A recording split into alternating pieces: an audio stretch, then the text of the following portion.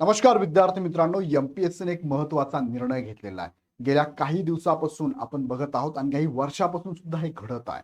म्हणजे काय, घोडेबाजार। जसं की एखाद्या मुलाचं 2-3 ठिकाणी 2-3 संवर्गाला जर सिलेक्शन झालं असेल, तर तो विद्यार्थी, तो उमेदवार, तो अधिकारी काय करायचा, की बाकीच्या पदांसाठी ऑप्टिंग आउटचा ऑप्शन असून सुद्धा ऑप्टिंग आउट होत नव्हता। उदाहरण द्यायचं म्हटलं तर ए नावाचा विद्यार्थी, याचं सिलेक्शन झालंय फॉर एक्झाम्पल पीएसआय साठी पण झालेलं आहे। तर सिलेक्शन एसटीआय ला पण झालं असेल, तर सिलेक्शन एसआर ला पण झालं असेल। त्याने पीएसआय जॉईन केलेलं आहे, पण इथे ऑप्टिंग आउटचे ऑप्शन असून सुद्धा तो ऑप्टिंग आउट करत नव्हता। मग व्हायचं काय, ऑप्टिंग आउट नसल्यामुळे इथे प्रतीक्षा यादी लागतच नव्हती, त्यामुळे खालच्या विद्यार्थ्यांना इथे संधी मिळत नव्हती। आणि याच्या खाली फॉर एक्झाम्पल दुसरा विद्यार्थी होता बी नावाचा, जर याने ऑप्टिंग आउट केलं तर ह्या बी नावाच्या विद्यार्थ्याला हे पद मिळणार होतं, पण तो ऑप्टिंग आउट करतच नव्हता। मग अशा वेळेस काय व्हायचं, की हा विद्यार्थी याच्या खाली जो मुलगा आहे, जो विद्यार्थी, जो कॅन्डिडेट आहे, याच्याशी किंवा हा विद्यार्थी याच्याशी कॉन्टॅक्ट करून याला ऑप्टिंग आउट करावं यासाठी आग्रह करत होता, काउन्सिलिंग करत होता। इथपर्यंत प्रस्तुती। मग याची डिमांड वाढत होती, याची डिमांड वाढत होती, ही डिमांड तो प्रोव्हाइड करायला पण तयार होत होता। म्हणजेच यांनी काही मागणी केली तर हा द्यायला पण तयार होता। कारण याचं स्वप्न इतक्या दिवसापासून वाट बघितली, बाबा आता आता हातातला घास कुणी घेऊन जाऊ नये, हिरावून जाऊ नये किंवा लेट अजून होऊ नये, यासाठी हा पण प्रयत्न करत होता। मग यांनी मागितलेली काय डिमांड जी असेल, जी मनी स्वरूपामधली असेल किंवा वेगळी असेल, ती प्रोव्हाइड केली जात होती। आणि हे घोडे बाजार प्रचंड मोठ्या प्रमाणात चालू होतं। यावरती भरपूर सारे दलाल सक्रिय झाले। रिसेंटली तुम्ही बातमी बघितली असेल तर एमपीएससीच्या दालनात बसलेलेच क्लिरिकल डिपार्टमेंटचे कर्मचारी सुद्धा यामध्ये समाविष्ट झाले होते, सहभागी झाले होते। आणि मग आता एमपीएससीने जो महत्वाचा निर्णय घेतलाय, तो घेतलाय ऑप्टिंग आउट रद्द करण्याचा। बघूया नेमका निर्णय काय घेतलेला आहे आणि मग त्यानंतर निवडीची प्रोसेस नेमकी कशी असणार ती पण आपण समजून घेऊया। सो हा व्हिडिओ शेवटपर्यंत बघा, तुम्हाला मी सगळी माहिती देतो। याचबरोबर अजून काही महत्त्वाचे व्हिडिओ माझे अपकमिंग आहे, एमपीएससीच्या अपडेट बद्दलची माहिती मी तुम्हाला देणार आहे। हे सगळे बघण्यासाठी चॅनल सबस्क्राईब करून बेल आयकॉन क्लिक करा। अजून एक महत्त्वाचं, की 13 मेचं जे 2026 13 मे 2026चं हे महत्त्वाचं प्रसिद्धीपत्रक एमपीएससीने काढलं। ह्या सगळ्या प्रकरणानंतर हे प्रसिद्धीपत्रक काढावं लागलं। त्याचा विषय आहे भरती प्रक्रियेतून बाहेर पडण्याचा, म्हणजेच ऑप्टिंग आउट आणि संमती विकल्प घेण्याचा पर्याय रद्द करण्याबाबत आणि पसंती क्रमाबाबत त्यांनी हा निर्णय घेतलाय। म्हणजे पहिला ऑप्टिंग आउटचा ऑप्शन त्यांनी बंद केलाय, संमती विकल्प घेण्याचा पर्याय रद्द केला, आणि तिसरा पसंती क्रमाबाबत सुद्धा त्यांनी यात सांगितलेलं आहे काय असणार आहे।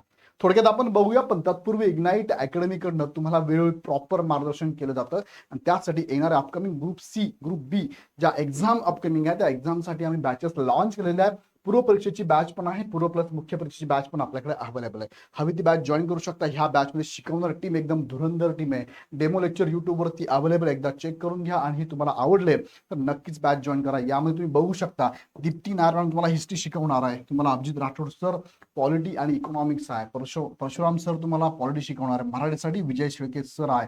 त्याचबरोबर मॅथ्ससाठी तुम्हाला बघा मकरंद आंबटकर सर, किरण सर इथे अवेलेबल आहे। इथे बोडके सर इंग्लिशसाठी, अमोल गाडेकर जीके जीएस आणि करंटसाठी अवेलेबल, प्रतीक सर तुम्हाला इकॉनॉमिक्स शिकवणार आहे, साळुंगे सर भूगोल आणि जाधव सर तुम्हाला सायन्स शिकवणार आहे। ही सगळी टीम अवेलेबल असणार आहे, नक्की जॉईन करा।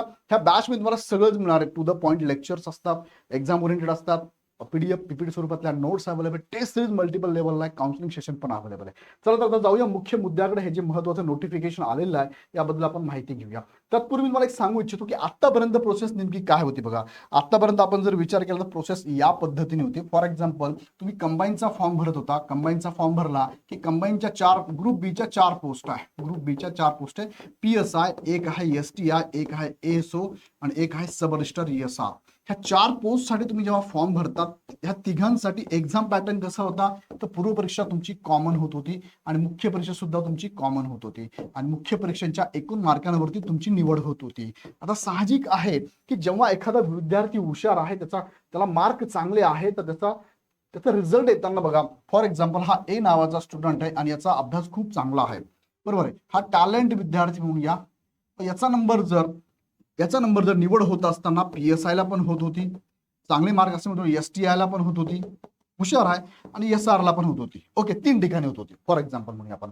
आता इथे निवड झाल्यानंतर हा विद्यार्थी काय करायचा, मग यापैकी 3 ठिकाणी निवड झाली त्याची, आता त्याला ऑप्शन असायचा, फॉर एक्झाम्पल पहिला निकाल लागायचा पीएसआयचा, याचा निकाल लागून गेला, निकाल लागल्यानंतर याची झाली इथे निवड, याची झाली इथे निवड.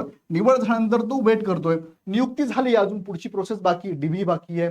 म्हणजे निवड झाली, नंतर डीव्ही असणार आहे, डीव्ही नंतर मेडिकल असेल, नंतर सिलेक्शन असणार आहे. त्याला अजून वेळ आहे. पण त्या दरम्यान एसटीआयचा निकाल लागला, एसटीआयचा निकाल लागला आणि याच्यामध्ये सुद्धा याची निवड झालेली आहे, याची निवड झालेली आहे. आणि एसआरचा पण निकाल लागला, याची पण निवड इथे झालेली आहे. आता काय असायचं की निवड झाल्यानंतर इथे ऑप्टिंग आउटचा ऑप्शन दिला जायचा. ऑप्टिंग आउटचा ऑप्शन कशासाठी? ऑप्टिंग आउटचा ऑप्शन की जेणेकरून एकच विद्यार्थी जर 3 ठिकाणी सिलेक्टेड असेल तर त्या विद्यार्थ्यांनी काय करावं? पसंतीक्रम द्यावा किंवा सिलेक्शन करावं. आता सुरुवातीला त्यांनी पसंतीक्रम दिलंच होतं की माझं पहिले PSI ला विचार करावा, नंतर एसटीआय नंतर एसआरला, हे पसंतीक्रम दिलं होतं. निवड पण झाली, याची इथे पण झाली, इथे पण झाली, इथे पण झाली. पण त्याला ऑप्टिंग आउटचा ऑप्शन येत होता. म्हणजे याला ऑप्टिंग आउटचा ऑप्शन येत होता एसटीआयचा निकाल. आता त्याला 7 दिवस दिले जायचे की तू बाबा ऑप्टिंग आउट करून टाक. पण तो ऑप्टिंग आउट करत नसल्यामुळे ह्या सगळ्या प्रोसेस किचकट होऊन जायच्या. म्हणजे ऑप्टिंग आउट केल्यामुळे पुढच्या विद्यार्थ्याला पण घेता येत नव्हतं. कारण ही प्रोसेस आहे, तो ऑप्टिंग आउट करत नाही म्हणजे याला घ्यायचं असेल पद, किंवा हा विचार करत असेल, किंवा वेगळे काही कारण असेल. त्यामुळे प्रशासन सुद्धा किंवा एमपीएससी सुद्धा ह्या विद्यार्थ्याचा विचार करत होती. आणि हा विद्यार्थी भलतंच काहीतरी करतो, मी जसं सुरुवातीला सांगितलं. आणि मग हा घोडे बाजार प्रचंड लाखामध्ये जाऊन पोहोचला. मग आता रिसेंटली एक व्हिडिओ क्लिप सुद्धा व्हायरल झाली आहे. आणि त्यानंतर एमपीएससीने मात्र आता निर्णय घेतला, कारण एमपीएससीचे कर्मचारी त्यात सापडलेले आहे.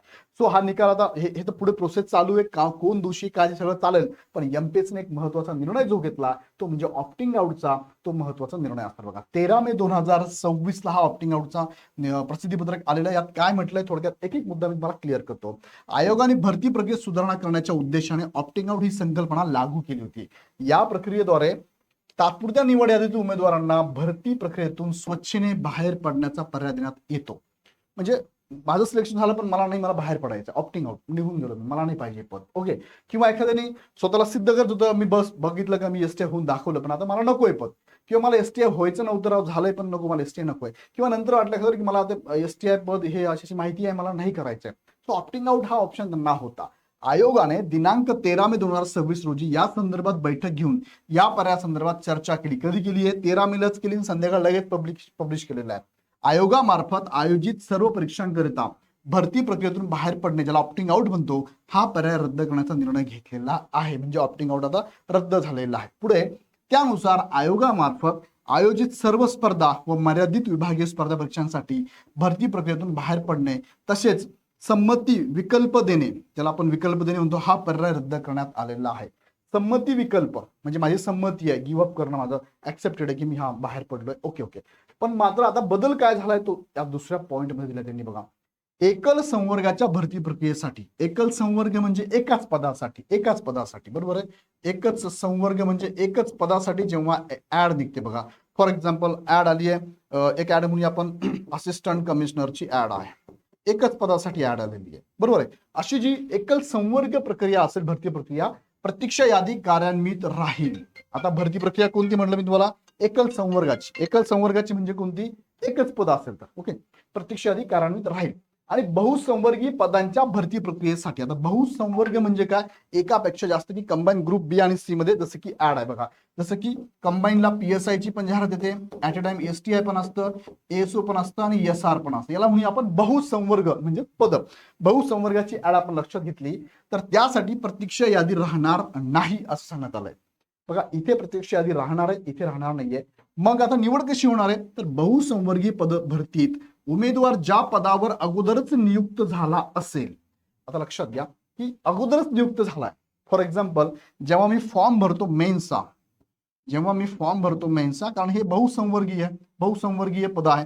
मेन्सचा फॉर्म भरताना मला पसंतीक्रम द्यायचा. 1 नंबरला मला PSI पाहिजे बाबा, 2 नंबरला मला STI पाहिजे, 3 नंबरला मला SR पाहिजे आणि 4 नंबरला मला ASO पाहिजे. माझ्या मार्कांनुसार माझं जर का सिलेक्शन PSI ला झालं नाही बाबा, PSI ला न होता कुठे झालंय माझं सिलेक्शन झालंय फॉर एक्झाम्पल इथे पण झालं नाही, माझं सिलेक्शन SR ला झालं, बरोबर आहे. SR ला झालं सिलेक्शन, प्रतीक्षा यादी राहणारच नाही. आता लक्षात घ्या, SR ला सिलेक्शन झालंय आणि मी परत सिलेक्ट झालोय कुठे? ASO ला पण सिलेक्ट झालेलो आहे. म्हणजे माझ्या कट ऑफ नुसार मी ASO ला पण पात्र होतोय. पण यांनी सांगितलंय की पदभरतीत उमेदवार ज्या पदावर अगोदरच नियुक्त झालाय, अगोदर नियुक्त झाला तो ऑलरेडी, कुठे झालाय? SR ला, याचा निकाल लागला आणि हा नियुक्त झालाय ऑलरेडी. मग हा जर अगोदरच नियुक्त झाला असेल तर अशा पदाचा अथवा निम्न पदाचा संबंधित उमेदवाराने जरी पसंतीक्रम दिल्यास त्याचा त्या पदाकरिता अथवा निम्न पदाकरिता शिफारसीसाठी विचार केला जाणार नाही. बघा, त्यांनी पसंतीक्रम दिलाय, खालचा दिलाय चौथा, किंवा SRचा पण, हे चौघांचे पसंती क्रम होते, पैकी दोघांचं सिलेक्शन झालं 2 ठिकाणी. पण सुरुवातीला त्याने काय सांगितलंय, अगोदरच नियुक्त झालाय, सुरुवातीला नियुक्त झालाय SR म्हणून तो, मग त्याचा विचार पुढच्या पदासाठी केला जाणार नाही. तो तिथे असेल, त्याला ऑप्टिंग आउट करायला लावलं जाणार नाही. म्हणजेच काय, निवड झाली आहे, आता निवड झाली, तो मुलगा, तो उमेदवार, तो विद्यार्थी, अधिकारी बाजूला, आता पुढच्या उमेदवारांना संधी मिळणार आहे, असा एक निर्णय हा इनिशियल लेवलला असा याचा अर्थ निघतोय. अजून डिटेल्स मी व्हिडिओ घेणार तुम्हाला, पण आता सध्या तरी अर्जंट बेसिसवर त्यांनी हे निवेदन प्रसिद्धीपत्रक दिलेलं आहे, आणि त्यात सांगितल्याप्रमाणे संबंधित उमेदवाराचा जरी पसंतीक्रम दिला तरी त्याचा पदाकरिता अथवा निम्न पदाकरिता शिफारसीसाठी विचार केला जाणार नाही. सदर निर्णय प्रसिद्धीपत्रकाच्या दिनांकापासून अंमलात येईल, म्हणजे 13 मे 2026 डेट लिहून ठेवा. ह्या डेट पासून आता ऑप्टिंग आउट बंद, घोडे बाजार बंद होऊन जाईल, आणि हा खूप चांगला निर्णय. या निर्णयावरती तुम्हाला काय वाटतं मला कमेंटमध्ये कळवा. हा खूप चांगला निर्णय. बऱ्याचशा अन्यायकारक गोष्टी घडत होत्या, बऱ्याचशा गरीब परिस्थितीतल्या विद्यार्थ्यांना अशा पद्धतीने घोडे बाजारात सामोरं जावं लागत होतं पर्याय नसल्यामुळे, आणि उगच विनाकारण इथे या पद्धतीने उमेदवार स्वतःच्या या जागेचा, निवडीचा फायदा घेऊन आर्थिक नुकसान इतरांचं करत होता, आणि विलंब पण होत होता. सो हा निर्णय चांगला आहे. तुम्हाला काय वाटतं मला कमेंटमध्ये कळवा. आणि या संदर्भात अजूनही अपडेट व्हिडिओ मी काही घेणार आहे, ते बघण्यासाठी चॅनल सबस्क्राईब करून बेल आयकॉन क्लिक करा. काही शंका असेल तर ह्या नंबरला कॉल करून माहिती घेऊ शकता. अदरवाईज ऍप डाउनलोड करून हवी ती बॅच पण जॉईन करू शकता. पुन्हा व्हिडिओ आपण नेक्स्ट व्हिडिओमध्ये. धन्यवाद.